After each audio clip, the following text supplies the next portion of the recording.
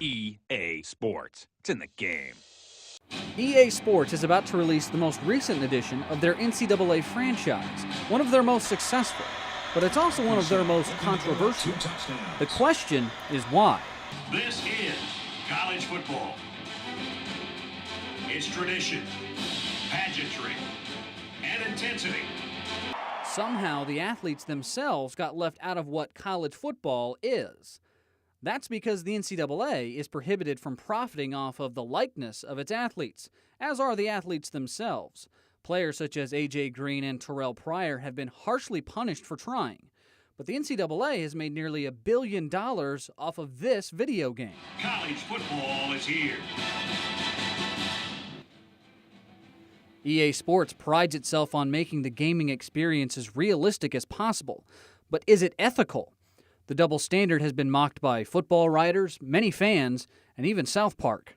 Now, when we sell their likeness for video games, how do we get around paying for our student athletes then? The video gaming company and the NCAA itself have been the subject of a number of million-dollar lawsuits, including one from a former group of players led by former Nebraska quarterback Sam Keller.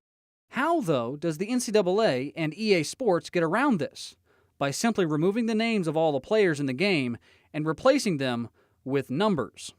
Now, if you're a big college football fan like me, then you probably go out and buy EA Sports NCAA franchise every single year.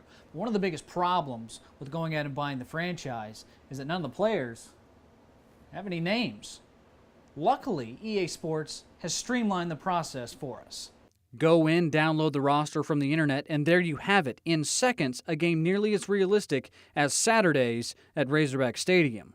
Whether or not players should be compensated by the NCAA for profiting on their likeness is not a dilemma soon to be resolved. And until it is, expect athletic directors to parrot the same line. Look, there are good reasons why our student athletes cannot be paid, young man. For UATV, I'm TJ Carpenter.